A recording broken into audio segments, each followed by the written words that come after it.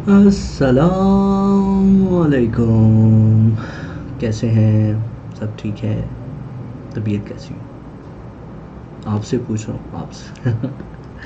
तो जी physical properties जो हैं वो हम डिस्कस करेंगे आज के जो हमारे पुरसकून पुरमसरत ज़बरदस्त किस्म के लेक्चर में। ज़बरदस्त या ज़बरदस्ती की किस्म के लेक्चर में हम क्या करेंगे? हम करेंगे पढ़ेंगे physical properties physical properties of alkyne. Alkyne, खाला अल्कीन। हम खाला अल्कीन की तिब्बियाई खुसूसियात पढ़ेंगे। तिब्बियाई खुसूसियात यानी ये जो हमारी अल्कीन है, हम सब की जो सांझी, हम सब की प्यार मोहब्बत भरी जो अल्कीन है, बाजी अल्कीन, इनकी हम तिब्बियाई खुसूसियात यानी कि फ़िज़िकल प्रॉपर्टीज़ पढ़ेंगे। ठीक है, चलो शुरू करते हैं। बिस्मिल्लाहिर्रहमानिर्रहीम। तो जो अल्कीन है, अल्कीन के अंदर C1 नहीं होता। इस चीज़ को याद रखिए, C1 नहीं होता। C1 का मतलब है कि अल्कीन वो चीज़ है जिसके अंदर डबल बॉन्ड होगा तो कम से कम 2 कार्बन तो हो ना। 2 कार्बन के दरमियान ही डबल बॉन्ड हो सकता ना। एक कार्बन का किस तरह डबल बॉन्ड बनेगा? तो ये शुरू होगी C2 से, तो C2 से C5 तक अल्कीन जो होती हैं ये क्या होती हैं? गैसेज होती हैं। इसी तरह C6 से C15 तक ये कौन है? ये हैं लिक्विड्स हैं। और C16 से ऑनवर्ड ये कौन है? ये क्या है? सॉलिड्स हैं। ठीक है, तो हम यहाँ पे एक रीज़न देख लेते हैं कि किस वजह से, क्या वजह है कि ये गैस से लिक्विड में आती हैं और लिक्विड से सॉलिड में चली जाती हैं। उनके पीछे एक ही वजह है, वो है LDF यानी लंदन डिस्पर्शन फोर्सेस। और वो फोर्सेस जो हैं वो नॉन पोलर्स के अंदर पाई जाती हैं, नॉन पोलर के अंदर पाई जाती हैं। तो जैसे जैसे इनके नंबर ऑफ़ कार्बन बढ़ते जाएंगे, तो हमने ये अल्केन की जब फिज़िकल प्रॉपर्टी पढ़े थे तब भी हमने ये बात की थी कि number of carbon of hydrocarbon has direct relation with LDF। जैसे जैसे नंबर ऑफ कार्बन बढ़ते जाएंगे, LDF बढ़ती जाएगी, फोर्स ऑफ अट्रैक्शन बढ़ती जाएंगी, तो जो कंपाउंड्स हैं वो लिक्विड, गैस से लिक्विड, लिक्विड से सॉलिड में कन्वर्ट होते जाएंगे और सॉलिड से एक हार्ड और एक बेहतर सॉलिड में कन्वर्ट होते जाएंगे। ठीक हो गया? अच्छा, तो इसके बाद हम इसकी बात करते हैं सॉलिबिलिटी पर, क्योंकि जो अल्कीन है, अल्कीन ये क्या होती हैं? स्लाइटली पोलर होती हैं। स्लाइटली पोलर है, इसलिए ये वाटर के अंदर सॉल्यूबल नहीं है, तो हम इनको कहेंगे इनसॉल्यूबल इन वाटर, पानी के अंदर इनसॉल्यूबल। लेकिन ये हल हो जाती है, सॉल्यूबल है किन में? Soluble in alcohol. ये अल्कोहल के अंदर सॉल्यूबल हो जाती है। वजह, अल्कोहल जो है वो लेस पोलर है और वाटर जो है वो हाईली पोलर है। तो आपने ये सुना ही होगा, खाना दे कारखान परों ने, यानी ज़ात परस्ती की यहाँ पर आलम देखो कि पानी जो है इतना ज़ात परस्त है कि जब तक इसके अंदर कोई इसके मुकाबले का कोई चीज़ आके नहीं बैठेगी तो ये उसको हल नहीं करेगा। ज़ात परस्ती है ना, मतलब अपनी ज़ात के लोगों को ये प्रेफर करता है पानी। बहुत ही गलत चीज़ है ये, बहुत गलत बात है। लेकिन और अल्कोहल क्योंकि वो वाटर के लिहाज से लेस पोलर है, इस वजह से ये अल्कीन को अपने अंदर जो है वो हल कर लेता है। ठीक हो गया? अगर इनके ऑर्डर पर बात करें तो इनकी करेक्टरिस्टिक स्मेल होती है, और करेक्टरिस्टिक स्मेल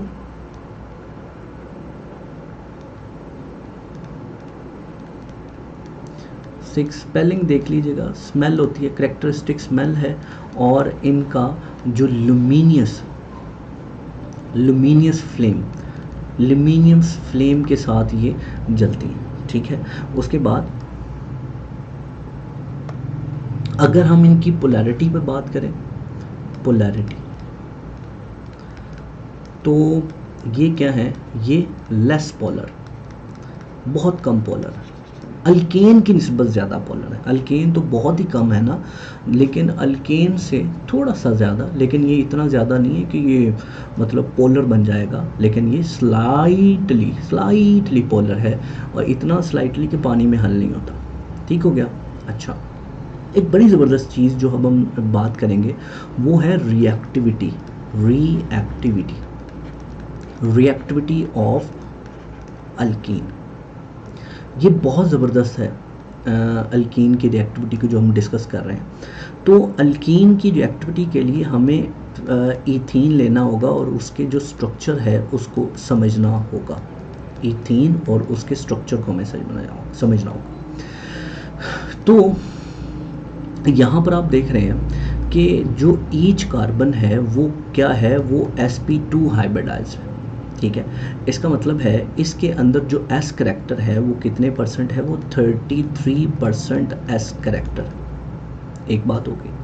दूसरा, इसके अंदर जो ये वाला बॉन्ड है ये कौन सा है जी, सिग्मा बॉन्ड मौजूद है। लेकिन ये वाला जो बॉन्ड है ये क्या है, ये है पाई बॉन्ड, जो कि एक वीक बॉन्ड है, वीकर देन सिग्मा बॉन्ड। मैं फिर से आपको बता दूं, पाई बॉन्ड जो है वो पैरेलल ऑर्बिटल्स की पैरेलल ओवरलैपिंग से बनता है, और जो सिग्मा ऑर्बिटल है ये हाइब्रिड ऑर्बिटल की हेड टू हेड ओवरलैपिंग से बनता है।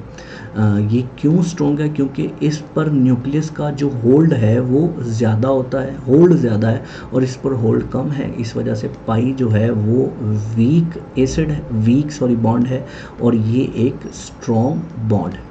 ठीक है, दोनों के मुकाबले में। अब आप देख सकते हैं कि दोनों में यहाँ पर आपको जो नज़र आ रहा है, दो कार्बन के दरमियान दो बॉन्ड मौजूद हैं, एक पाई और एक सिग्मा। तो कोई जो है वो रिएक्टेंट आता है, रिएक्टेंट ये चुक कर रिएक्टेंट आया, तो उस सूरत में और रिएक्टेंट आता है, और थोड़ी सी हमने यहाँ पर सपोज हीट भी दे दी, चलो हीट भी दे देते हैं। तो आपको क्या लगता है इन दोनों में, अब जबकि ये बॉन्ड भी हमारा सिग्मा है, ये भी सिग्मा है, ये भी सिग्मा है, ये भी सिग्मा है, और इन दोनों में एक जो है वो सिग्मा है और ये वाला जो है वो पाई है, तो आपको क्या लगता है कि यहाँ पर जो 5 सिग्मा बॉन्ड हैं उन 5 में से सबसे पहले बॉन्ड कौन सा टूटेगा? तो आप सबका जवाब ये होगा कि इनमें सबसे पहले पाई बॉन्ड टूटेगा। ठीक है, तो अल्केन में तो पाई बॉन्ड था ही नहीं। ठीक है, इसका मतलब है कि अगर एक मिक्सचर है, उसके अंदर आपने क्या ले लिया, अल्केन ले लिया, प्लस यहाँ पर आपने अल्कीन ले ली। ठीक है, तो अल्केन और अल्कीन में सबसे पहले रिएक्शन कौन देगा? अल्कीन देगा। क्यों? इसके अंदर तो सिग्मा बॉन्ड है ही नहीं, तो ये सबसे पहले रिएक्शन दे देगा। ठीक हो गया। इस वजह से अल्कीन की रिएक्टिविटी जो है वो सबसे ज़्यादा होती है, और इतनी ज़्यादा होती है कि जो हाइड्रोकार्बन हैं उनमें अल्कीन की रिएक्टिविटी सबसे ज़्यादा होती है। तो अगर हम ऑर्डर देखें ना, तो अल्कीन जो होते हैं, अल्कीन, इनकी रिएक्टिविटी सबसे ज़्यादा, उसके बाद बारी आती है अल्काइन की, उसके बाद बारी आती है अल्केन की, अल्केन नहीं, यहाँ पे आता है बेंजीन की बारी है, और आखिर में यहाँ पर अल्केन की बारी। मैंने आपको दो लोगों के रीज़न के बारे में बता दिया, अल्केन के बारे में बता दिया और अल्कीन के बारे में बता दिया। इसके बाद इन दोनों के बारे में मैं वक्त रहते बताऊंगा, मतलब जब हम अल्काइन और बेंजीन पढ़ेंगे तब हम जाकर इसको पढ़ेंगे। ठीक है। अच्छा, सिर्फ बात अल्कीन की होती ना तो बात समझ में आ जाती, लेकिन अगर हम अल्कीन पढ़े हैं ना, तो अल्कीन के अंदर भी बहुत सारी अल्कीन ऐसी हैं जो डिफरेंट हैं अपनी स्टेबिलिटी के लिहाज से। मसलन अगर हम टेट्रा सब्स्टिट्यूटेड अल्कीन की बात करते हैं, कार्बन डबल बॉन्ड कार्बन, यहाँ पर आर आ जाए, यहाँ पर आर, यहाँ पर आर और यहाँ पर आर आ जाए, तो ये क्या है? ये है tetra substituted alkyne, tetra substituted alkyne. दूसरी तरफ हमारे पास अब हम क्या करते हैं, एक एक सब्स्टिट्यूएंट कम करते जाते हैं। मतलब कार्बन डबल बॉन्ड कार्बन, यहाँ पर R आ गया, यहाँ पर R आ गया, यहाँ पर R, और यहाँ हाइड्रोजन ले आते हैं।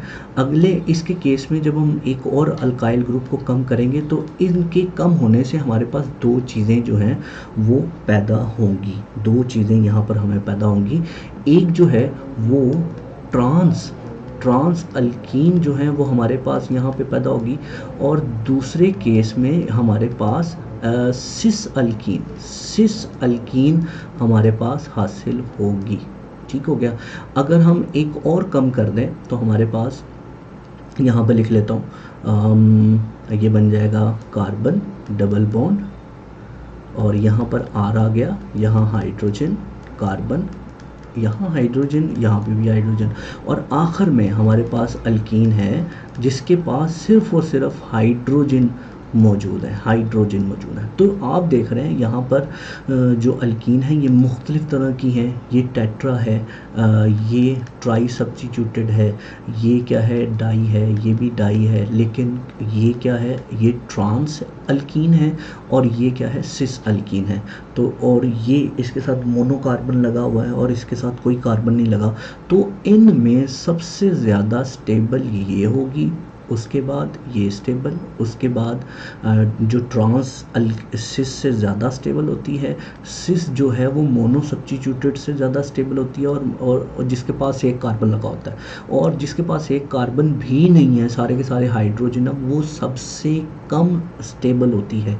इसका मतलब है हम ये कह सकते हैं कि जितने ज़्यादा सब्स्टिट्यूएंट होंगे उतना ज़्यादा स्टेबिलिटी बढ़ेगी। तो हम ये कह सकते हैं कि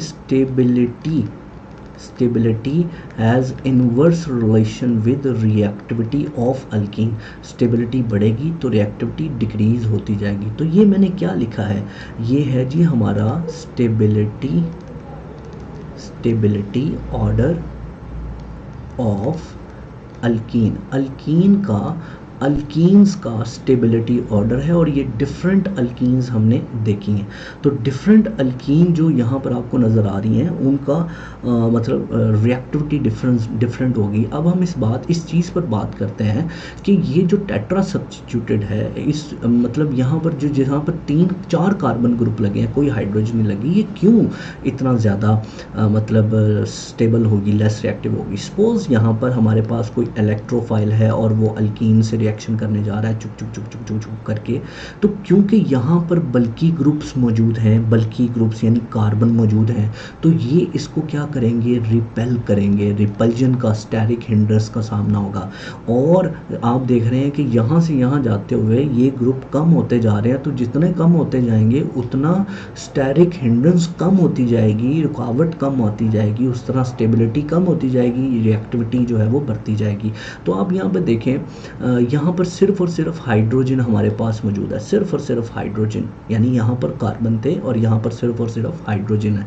तो ये सबसे कम ये वो अल्कीन जो सबसे कम रिएक्टिव होगी, और ये वो अल्कीन है जो सबसे ज़्यादा रिएक्टिव होगी। ठीक हो गया। तो ये भी इनमें थोड़ी सी डिस्क्रिमिनेशन थी।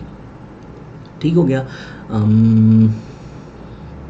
एक और बात कर लेते हैं कि अल्कीन कौन कौन से जो है वो रिएक्शन देती है। अल्कीन जो है वो एडिशन रिएक्टिविटी में ही हम बात करेंगे कि अल्कीन जो है वो एडिशन रिएक्शन देती है। ठीक है, अल्कीन एडिशन रिएक्शन देती है। एडिशन रिएक्शन का मतलब क्या हुआ कि अगर हमारे पास CH2 डबल बॉन्ड CH2 है और हमारे पास कोई हाइड्रोजन है, कैटलिस्ट भी हमारे पास मौजूद है, तो देखो यहाँ पर पाई बॉन्ड टूटेगा, एक हाइड्रोजन इस कार्बन पर और दूसरा हाइड्रोजन इस कार्बन पर चल जाएगा। इसको एडिशन कहते हैं। एडिशन का मतलब किसी चीज़ के निकलने की बजाय कोई दूसरी चीज़ ऐड हो जाए। अब यहाँ पर कोई चीज़ एलिमिनेट नहीं हुई, निकली नहीं है, सिर्फ ऐड हुई है, तो ये क्या बन जाएगा, CH3 सिंगल बॉन्ड और CH3। हम आगे जाके ये देखेंगे कि ये कौन से एडिशन रिएक्शन देती है। तो इंशाल्लाह जो नेक्स्ट लेक्चर है हमारा, जो हम कल के दिन में करेंगे, वो हमारा अल्कीन की रिएक्शन के मुतालिक है, और उसको भी हम 2-1 लेक्चर में इंशाल्लाह ख़त्म कर लेंगे। ठीक है जी। तो जो नेक्स्ट लेक्चर है तब तक के लिए अल्लाह हाफ़िज़, फ़ी अमानिल्लाह।